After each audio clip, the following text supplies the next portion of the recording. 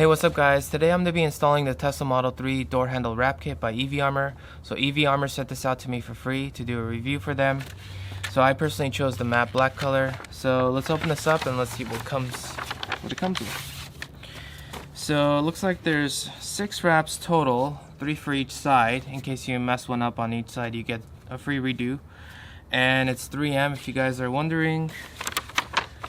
And it also comes with a squeegee, the alcohol wipes, and a keycard holder if you want to put your Model 3 keycard in there.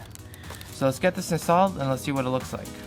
So as far as the installation, I needed a new clean microfiber towel and heat gun, which weren't included. And the install itself wasn't terribly difficult. It took about 15 minutes for the first door handle, but every subsequent one took like anywhere from 7 to 10 minutes.